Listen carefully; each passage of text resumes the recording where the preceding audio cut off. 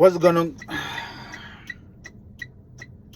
What's going on, guys? Welcome back to the Goro TV. Manchester United won, West Ham United won at Old Trafford. The performance was so bad that I don't even know what Amorim is doing at this point.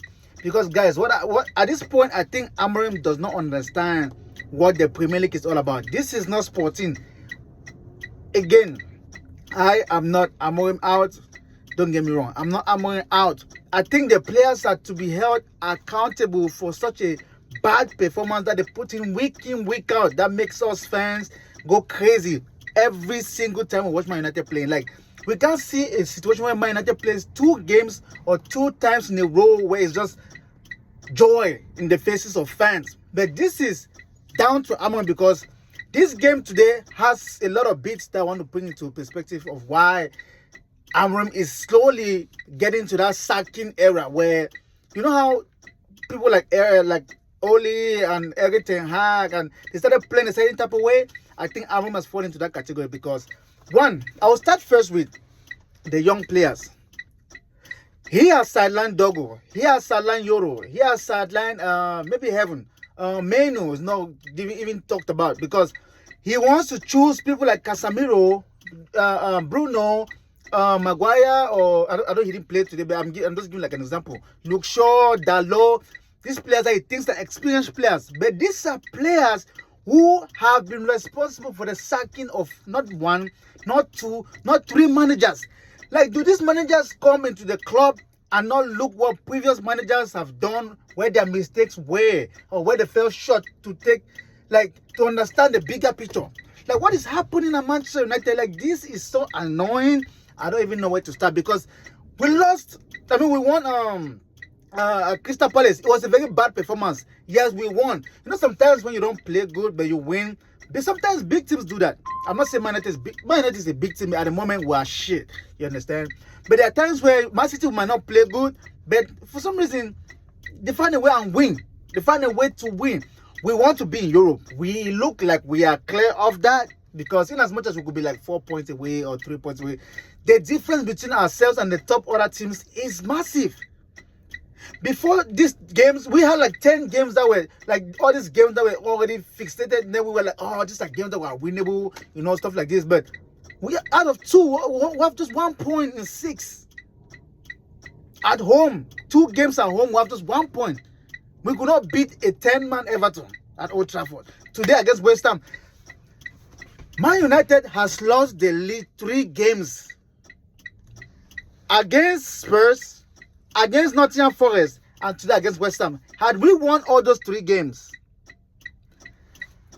like, that would be 9 points. But out of all these 3 games, how many have we won? We've had how many points? 3 points. Because we tied against Nottingham Forest, we tied against Spurs, and we have tied again against West Ham. We were in the league. Zexi and Cunha were happy because they have the height with set piece or corner kicks. How you take Zexi off when we are winning? You're taking Cunha out when we are winning to bring defensive players. Who does that? Like, having to learn nothing from the Premier League, having to see how other managers react in the Premier League. Bro, I know Amorim has a nice style of football. I know he does not have the players to play that style because I know the players he's using are shit players. But again, how do you want to talk about the future and you're using those players who don't have the future? Casemiro is going in the summer. Bruno almost left. Dalot is shit. Luke Shaw can barely play 90 minutes. He was not, like, he has one first half that is good, second half is always poor. Because you would think what the manager sees watching is what we fans see, what we watch. Because we are all watching the same game. So how come we see certain things the manager cannot see? We know Luke Shaw has a good first half. Second half is not good. We know Casemiro is slow. You bought Cunha. Cunha has qualities. Against Liverpool, when we were 2-1 up, how do we manage the game and possession? Because Cunha had the ball. He will make where he gets fouls, he gets set pieces of corner kicks. You waste time. He is that player who, if you want to kill time when you're winning 1 up or 2-1 or whatever it is, like 15, 10 minutes to the end of the game, Cunha is the person you want to give the ball to. Excuse me. Cunha is the person you want to give the ball to. You take him off. He has not played in 2 games. It's not like he was injured or it's just like a concussion thing that was like a protocol. But Cunha was match fit. You take him off. Casemiro, they don't have good games with Bruno sometimes. Why you keep him in on the bench? Why you keep him in on the bench? Because you are bypassing the midfield to play long balls. Then you are bypassing Cunha. Like, Man United has this, it's like a virus. It's like an epidemic where players who are bought, who even have quality in different clubs, once they come to Man United, they get dragged down. They get pulled down with that infectious disease of underperforming week in, week out. We have seen it with Mbeumo. Mbeumo had a constant run from when he started playing his games. And then for some reason, for the past 3 games, Mbeumo has just been like a regular player.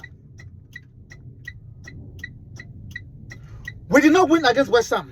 We did not win against Everton. We have Wolves. Like at this point, you can't even be sure we're going to win Wolves at Wolves. Because if Wolves can put the ball at can put the ball in the back of the net, we will find it difficult. We will find it absolutely difficult.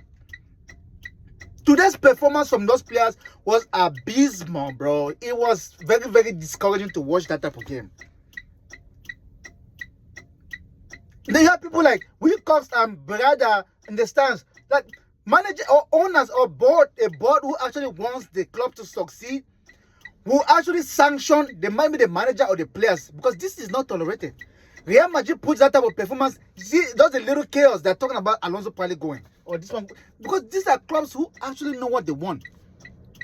They know what they want. Bayern Munich, if they're having this kind of performance, the manager will go. Those players will have to be held accountable. Man United lets these players go like scot-free. Like there's no accountability.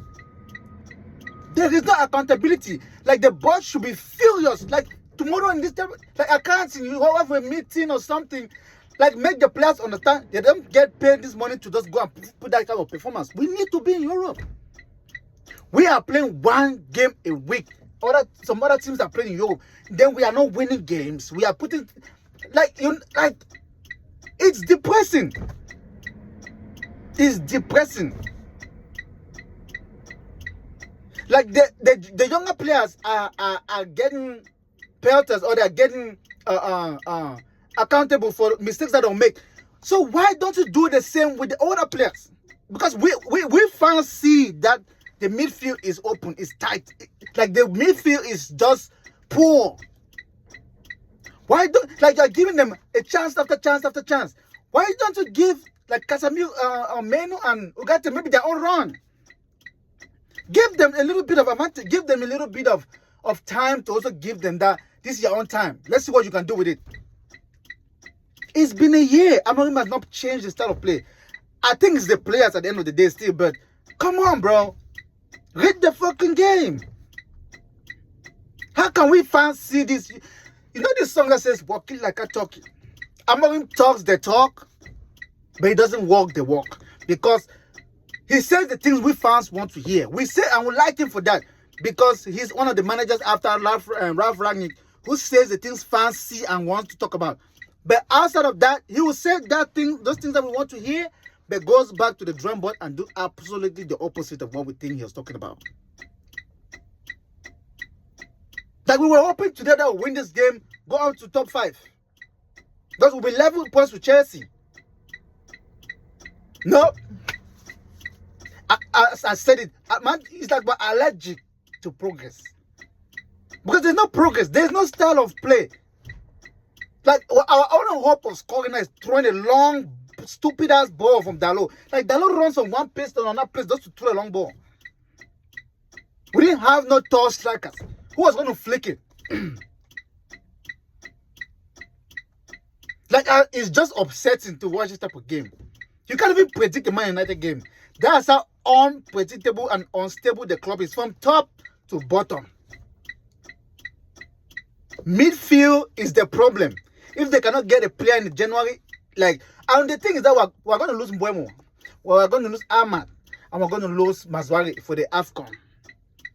They will have the likes of Aston Villa, we have the likes of Newcastle to play. Like those games, if your guys who play how to bet, those player games that Man United is going to lose. Excuse me, because they have a better defense, a better midfield, and a better attack. How do we pass those games when we can't win the team that we know we're not going to cause us trouble? It's just sad, bro. Oh my goodness. Guys, let me know if you are new in the channel. Please smash a like on the video.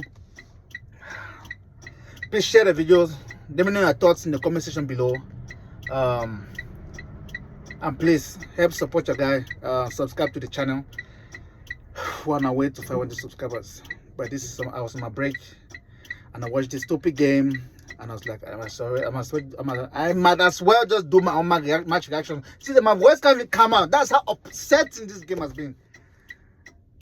I'll see you guys in another video. I'm out, y'all.